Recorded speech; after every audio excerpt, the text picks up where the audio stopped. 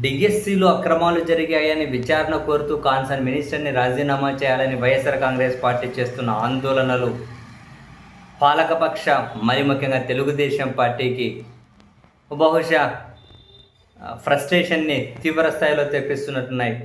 దీనివల్ల డ్యామేజ్ జరుగుతుందని భావిస్తున్నారేమో. ప్రజాస్వామ్యంలో ఎవ్వరూ చేయనంత దారుణంగా అధికార పార్టీ వాళ్ళు పోలీసులను ఎండబెట్టుకొని వెళ్ళి మరి వైఎస్ఆర్ కాంగ్రెస్ పార్టీ దీక్షలను ధ్వంసం చేసి ఆ టెంటులు పీకేసి దాని మీద మూత్రం వదిలేని రకరకాలుగా చేస్తూ ఉన్నారు. ఇది చాలా వరెస్ట్. కానీ ఇవన్నీ చరిత్ర గుర్తుపెట్టుకోకుండా ఉంటుందా? ఈ అంశాల మీద వైఎస్ జగన్మోహన్ రెడ్డి గారు కూడా ట్వీట్ చేశారు. చంద్రబాబు గారు, మీ కుమారుడిని కాపాడుకోవడానికి మీ ప్రభుత్వం ఇంకా ఎంత దిగజారుతుంది? నిరుద్యోగ యువతకు వారికి మీరిచ్చిన హామీలను అమలు చేయాలని అడిగితే దానికి మీరు హింసతో సమాధానం చెప్పాలనుకుంటున్నారా?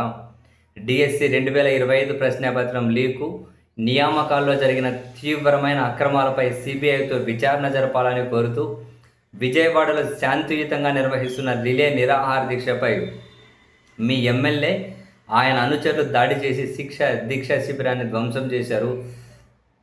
పోలీసుల కళ్ళ ముందే వారి సమక్షంలోనే టెంట్లు లాగి పడేశారు. మా మాజీ ఎమ్మెల్యే మల్లాది విష్ణుతో పాటు నిరుద్యోగ యువతను లక్ష్యంగా చేసుకొని రాళ్ళు, కోడిగుడ్లు, టమోటాలతో దాడి చేశారు. మహిళలపై దాడులకు తెగబడ్డారు.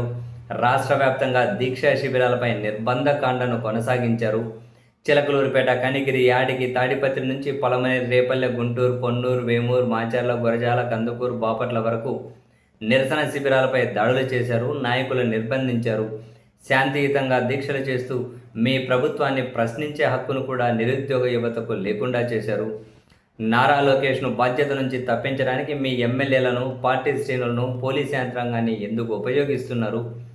డిఎస్సి 2025 ప్రక్రియ అంతా పారదర్శకంగానే జరిగిందని మీరు చెబుతున్నప్పుడు సిబిఐ విచారణ ఎందుకు భయపడుతున్నారు?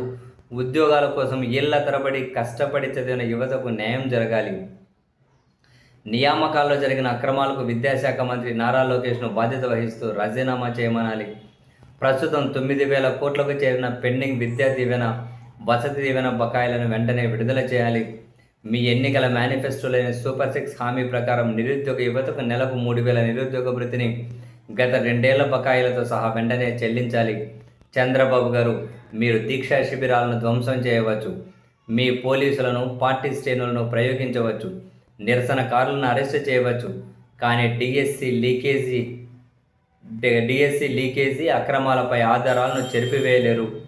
నిరుద్యోగ యువతలో రగులుతున్న ఆగ్రహాన్ని అణచివేయలేరు.